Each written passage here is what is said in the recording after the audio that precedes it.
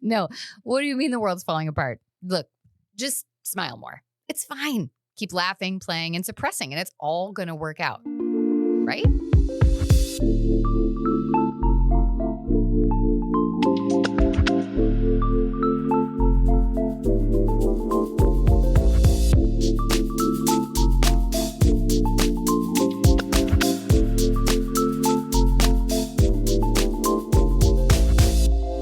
Hey everyone, how's it going? I'm Kira Wackett, your host of the Untethering Shame podcast and active participant in this collaborative journey to shame resilience.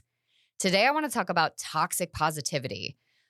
I just got back from doing a conference a couple weeks ago where I did a 3-hour, very deep dive into talking about toxic positivity in the workplace. And I am saying this, we are just getting the tip of the iceberg, and we need to make sure that toxic positivity are words that are on the tip of our tongue when we're talking about corporate culture and also our collective culture overall.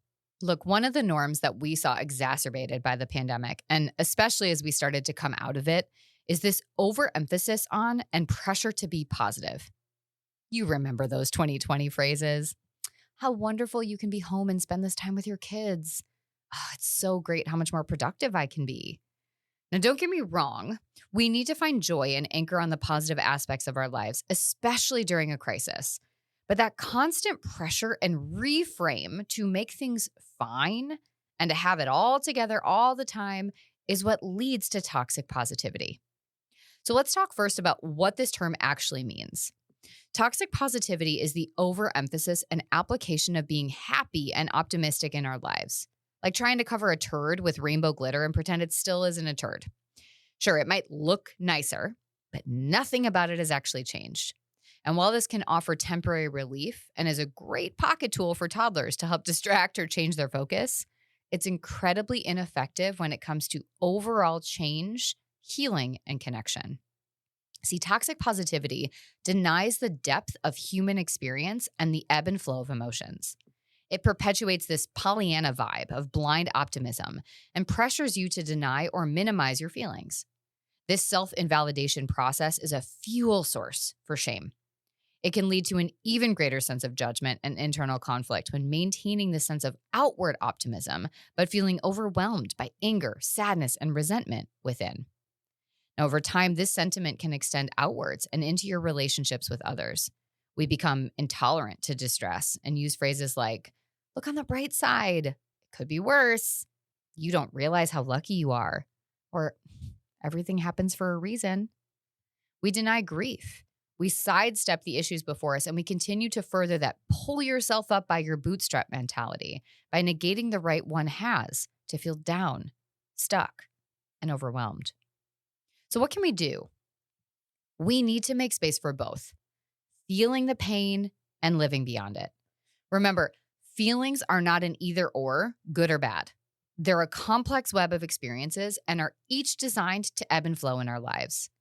So the next time that you hear yourself saying one of these toxic positivity phrases to yourself or someone else, I want you to try using a both and statement.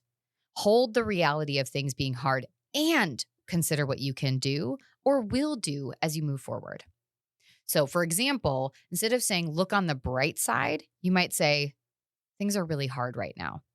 What's one thing we can do to help it feel less hard? Or things happen for a reason could become, I'm so sorry this is happening right now. What do you need? Or think of all the people who have it worse could become, I know it can feel hard to see your pain without judgment because you feel like you should be fine. And it's perfectly normal and reasonable to not be fine. It's not about comparing one's suffering to others or putting a smile on your face. It's about seeing the universal human experience that connects us and that we all suffer, and we can work through our individual and collective pain together. So in all of this, I think the biggest thing that we need to talk about is that we need to acknowledge our pain. Pain doesn't go anywhere by pretending it doesn't exist. No matter what your great-grandparents and your grandparents and your parents and everybody tried to push forward, stuffing things down does not work. You need to name your emotions. When things are hard, let them be hard. Look, some things downright suck. It's both okay and necessary to make space for that. Doesn't mean it's going to consume you or that you'll get stuck there. It also doesn't mean you can't be just as productive, successful, or present in your life. You get to feel however you feel, and you can keep living. It's just about integrating it all so you can live a full life, not a performance-based one. And once you learn how to do this, it's going to make finding gratitude and joy easier because it can be genuine and not forced or mixed up in a swirl of pretending so that you can measure up to some external expectation. So as we wrap for today, I want you to think about one place or space. Maybe it's a role that you're in, maybe it's a relationship or a conversation that you have where you can make that shift. Where can you acknowledge your pain and make space for others to acknowledge theirs? Where can you validate that both and? And of course, as you go through this, let us know in the comments what comes up for you. Or send me a voice memo, send me an email, share with me, share with the audience what it is that you are learning, how you're moving forward, and what questions you have that I can answer to help support you in this journey. Thank you so much for being here with me today for this awesome episode. I truly appreciate you taking the time to listen, and I hope you found it valuable. Sometimes for me, I think about these little invitations, these little nuggets that come out, whether it's a podcast episode, an article, even sometimes a social media post, that just are a really good recalibration. And I hope that this allowed you to kind of shift your focus as you move forward today. Now, if you did find today's episode valuable and insightful, please hit that subscribe button, leave a review, hit the 5-star button, and of course, share this episode with someone you think could benefit from hearing it. If you're ready to take that next step in your own shame resilience journey, be sure to click the link in the show notes to download my free handout, 5 things shame resilient people do every day and 3 things they don't. And if you're looking for more ways to connect, you'll find links to my website and YouTube channel below, as well as a link to set up a discovery call to go over any questions that you have about program offerings or your next steps in your shame resilience journey.